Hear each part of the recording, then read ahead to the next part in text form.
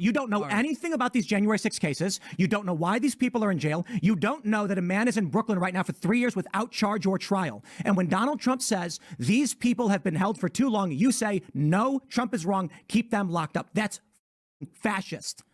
Dude. The January 6th persecution of political prisoners is probably the biggest story that nobody talks about. I mean, after all, people who just simply walked into the Capitol buildings are getting months and years in prison, well beyond folks who were actually rioting and burning down buildings during the Summer of Love and BLM and Antifa riots, while others are being held to this day without trial and without charges. So what we're going to see today is Tim Pool absolutely destroying Luke Beasley, who is a big left-wing YouTuber, on this very topic. So before we get into the video, please like and comment so we can break through the algorithms. Here we go. January 6th, while I'm only going to speak on things I'm very informed on, so I'm not going to tell you exactly to the month that they should get, I do respect the fact that they were prosecuted in a court of law, and I don't think Trump, to send a message to his base that what happened on January 6th was good, which is why he would do such a pardon, should be pardoning folks who were violent. Or I think 3 years is long enough. Yeah, and that's a wrong stance, but okay. How is it wrong? I just explained it to you. No. You didn't. You said the court process should play out the way it is. My opinion on the amount of time should be served for a crime is not just wrong because you like courts. No, I get that. You need to explain I'm saying why the time frame I'm asserting should be longer than 3 years. No, I'm saying the default, you have to have overwhelming, compelling evidence that someone has been wronged to justify a president stepping in and saying, I'm subverting the justice system outcome. Do you agree with that premise? No. That's immoral. So you're making a fascist argument. A fascist argument? You are making the fascist argument that the hierarchical structure of government is just and should be upheld regardless. Why? Okay, I'm not going to ask that. This is right. And so the system we have is I'm just not loving, and this is a way of celebrating violence, that Trump is celebrating those as far as a pardon and in his rhetoric and in his national anthem thingy, people who attacked the Capitol. Why did they attack it? Because they believed lies about the election. There's a variety of reasons why people were violent on January 6th. Largely that they believe the election was stolen. You could just be like, hey, that's bad. You don't have to keep going. Well, I've called for their arrest and prosecution.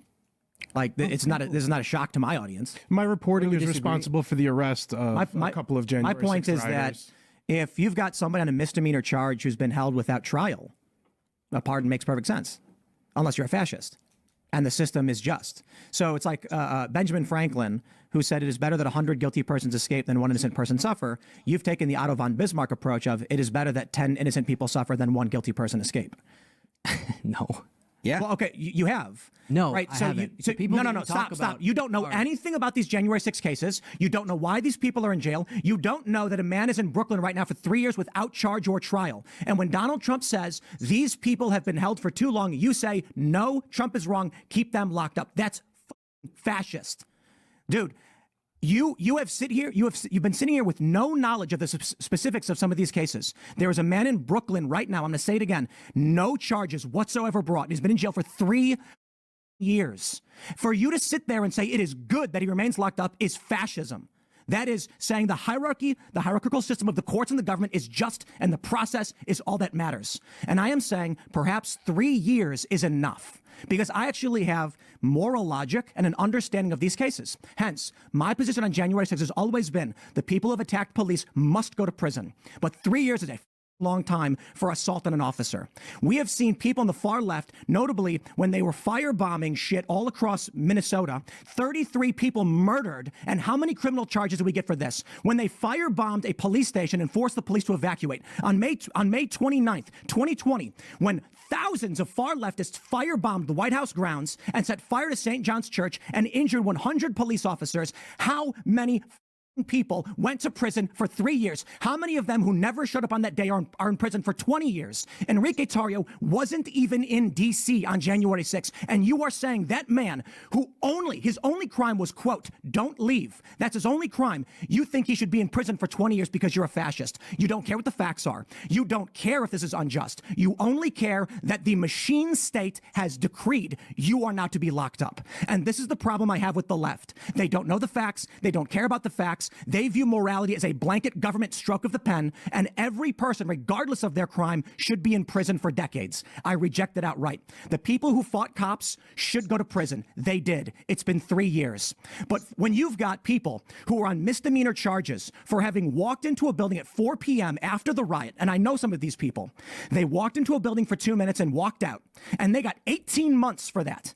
I don't see you defending the innocent people who walked onto a public grass at a public building after a riot had been completed. You don't know. You don't care. You've taken a tribal position, and people are suffering because of it. Oh, Tim Pool was on fire in that segment, right? So anybody who, of course, knows the history of the left with communism, etc., there's nothing they love more than political persecution. If you go against the system, then they're going to come after you with the full weight and force of the government, which is completely at odds with today's modern narrative that the government has certain systemic issues that will persecute people for the way they look. However, if you're a MAGA supporter, if you showed up on January 6th and deigned to walk inside where the doors were flung wide open and you had police escorts, then we're going to nail you to the wall. But I'd be willing to bet that Luke Beasley is not aware of any of these cases of people being sentenced to months, if not years, in prison for simply walking into the Capitol. And don't forget, people being sentenced who were not even there and never entered the Capitol. Because apparently in his mind, anyone who was there on January 6th is guilty of insurrection and must be tossed in jail. But as Tim Pool rightly points out, anyone who actually did break windows, break doors, batter police officers, you know what? You arrest them, you try them, and if convicted, give them their appropriate time in jail. But as Tim Pool also pointed out there, don't forget, during all the riots, the Summer of Love, the church right across the street from the White House was burned down by rioters. Were people arrested? Were people even found guilty in DC, in this leftist mecca? We don't know because it never even made the headline news. But that just further shows the double standard the left has. If you agree with the political violence, it's perfectly fine. But if you don't, we're going to get you at all costs. Now you say that Donald Trump saying the injustice that we've seen warrants commutation or pardons. You say that means he's advocating for violence. This is the ultimate problem. Then you cite a press release from Maryland saying, but the right's more violent. There is a distinction between a white supremacist as a right-wing group and a run-of-the-mill Christian conservative who showed up on that day not to protest. Let's talk about Brandon Strzok. He never went in the building. He was on the other side of the building. There was a permitted protest. He walked up the stairs and he was yelling. They put this guy in prison. There is Owen Schroyer, who was at a permitted rally, who was yelling death to communists. They put him in prison and specifically cited his speech. My dude, you don't know what you're talking about. And it's fine. I get it. We try to be polite. We try to be nice. But there are so many young liberals who sit here and say, the corporate press told me that these people are bad and the machine state government has decreed it by pen. So I don't care what crime they committed. I don't care what the jury said. I don't care who was on the jury. Enrique Tarrio, who was not there, should be in prison for 2 decades. Tell me this now. Why is Enrique Tarrio in prison? Yeah, so they uncovered with him his plot to overthrow the government. Enrique Tarrio? Yeah, and his organization. What plot? Who's they? Give me some prosecutors. Give me some fucking data. Stop squinting at me and saying the prosecutors did a thing. You didn't know. You didn't read it. You didn't read the court papers. All you know is the fascist machine state told you he should be in prison, and you're saying yes to them. Tell me why. Give me the data. I understand that laws on the books have been there for a long time that I agree with, that if it's proven that you had a plan and you wanted to act on it, and then days after. What's the proof? The proof is say the proof. By prosecutors. Say it. Communications between. What communications? What did he say? What did he do? Is this serious? Are you going to tell me why you think Enrique Tarrio should be in prison for 20 years, or are you going to say the government decreed it? I just explained to you. So the government said so. Is that it? It's usually law enforcement, which I guess is part of the government. Government said so? Yep. Law So you can't enforcement that uncovers evidence of communications, a memo that he crafted and sent to his organization. Saying what? That detailed each institution of government that they were going to try to overthrow. Then just days later, his organization is at the Capitol. Let's see. There it is. They introduced evidence that Tarrio discussed with associates a plan to have a large crowd in Washington storm government buildings in a scheme they called 1776 returns, in which the Winter Palace was used as an apparent code for the U.S. Capitol. In a message, he said, make no mistake, we did this, do what must be done, and he directed the Proud Boys to do it again. So the question then becomes, in the bigger picture... So are you going to at all acknowledge that you just blew up over something that I was absolutely citing fairly? I don't think you cited it fairly. I think people should be prosecuted for engaging in plans to overthrow a government. That's kind of that's a very loose definition of plans to overthrow the government. Y'all don't seem to be that informed. Wait, look, respectfully, I cover a lot of protests and riots. A lot of people try to protest and riot and occupy government buildings. Do you think that qualifies as trying to, overthrow your government?